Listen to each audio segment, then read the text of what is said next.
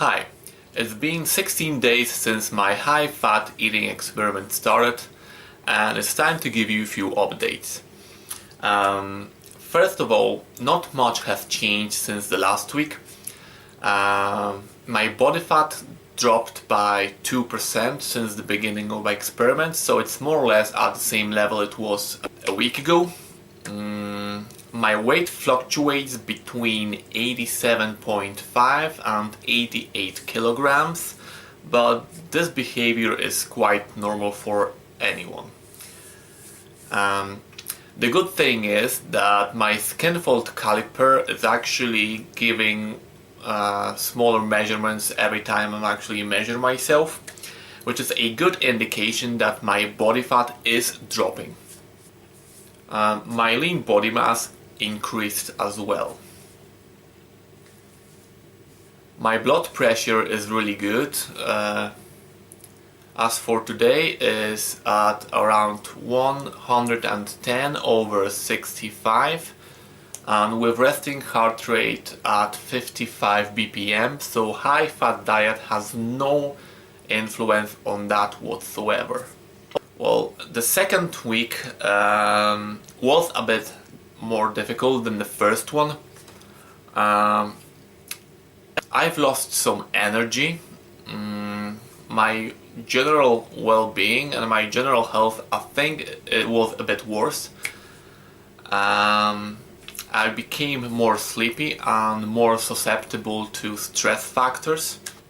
I've had to give up on eating such big quantities of nuts since they were making my stomach upset and gave me painful stools since they were not fully digested. I've changed my main fat source to oily fish, and since then it is a lot better, except being bloated from time to time. I've also stopped eating eggs for a while because after eating so many eggs, I just couldn't look at them at all. I've made them for breakfast one day and I just couldn't eat them. They were making me really sick. I've nearly vomited just by looking at them, and after I taste them, it was even worse.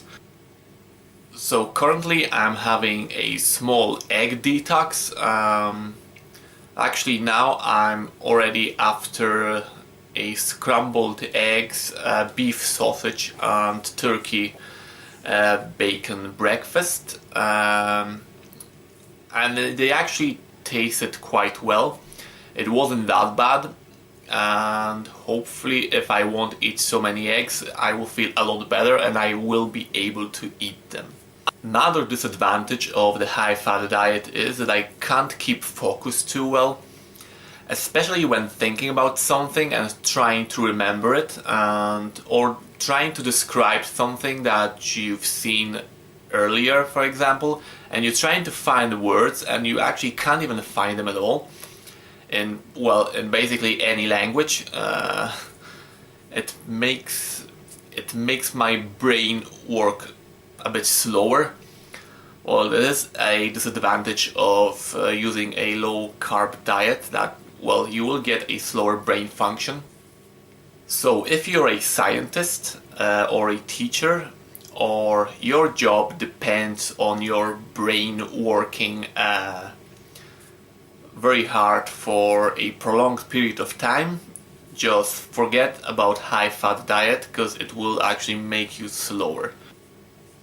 There is a slight strength loss, however I'm judging only by one day.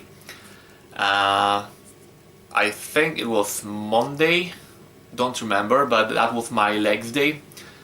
I failed on an extremely low weight for squats, and my one leg squats were actually quite good, but the barbell squats, low bar squats, were really bad. I failed a couple of times, and normally I don't fail at all, but it could have been just a weaker day.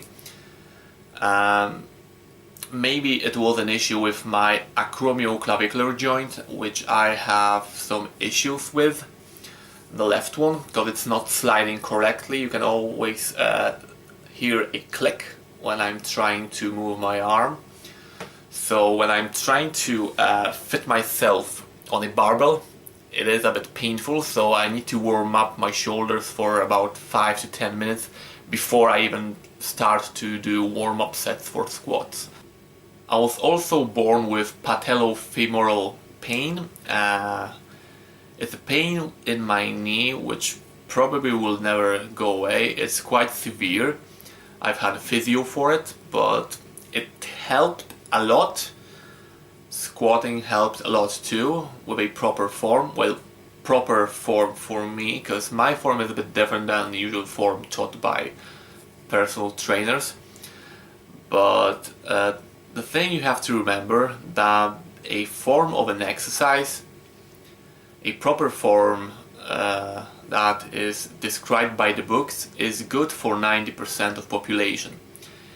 If you have some issues with the joints, with your muscle imbalances, a proper form may be slightly different for you than for the other people. So it could have been another factor that affected my training, my legs day. So I hope there will be no further strength loss at all.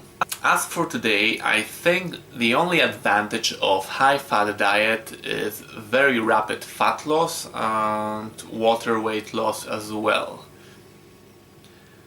It's really effortless, to be honest, and especially you will notice that fat loss and water weight loss during the first couple of days when being on high-fat diet. It will be very rapid.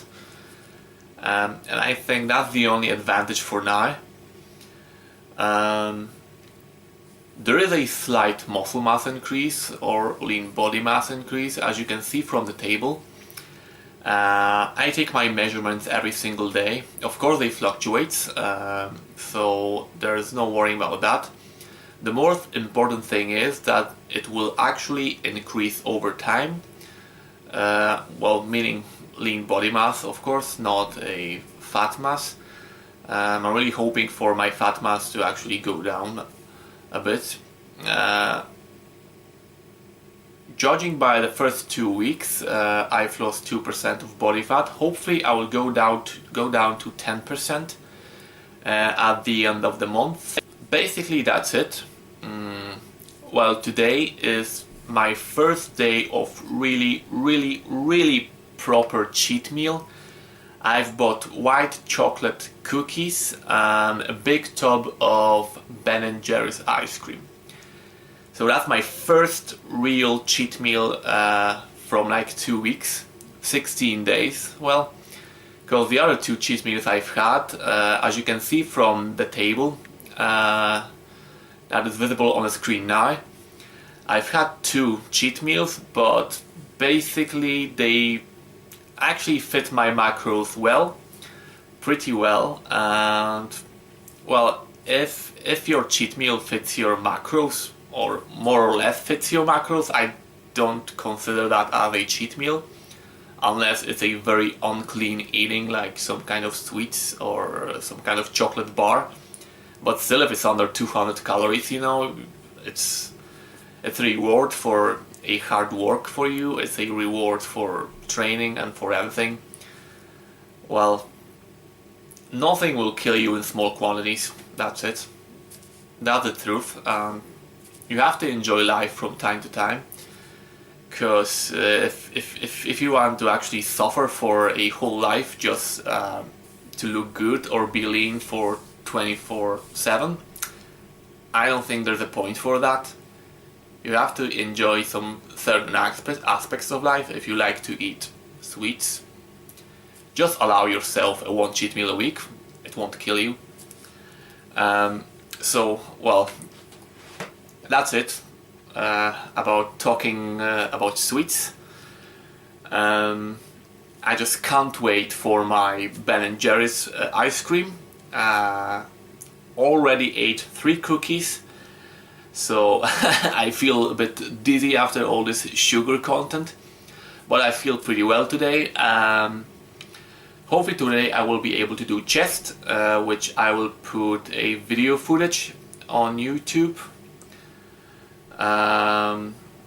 Hopefully you like it, hopefully you will watch it, and you can also see my first training video of shoulders. It is visible over here. Just click on it and check it out. Hopefully you will like it. It's a light shoulder workout. Short but quite intensive for me. Well, if you haven't subscribed yet, please do so. Like my video and please visit my website at chrishf.com. Thank you for watching me, and I hope you will enjoy the rest of my experiments. See ya!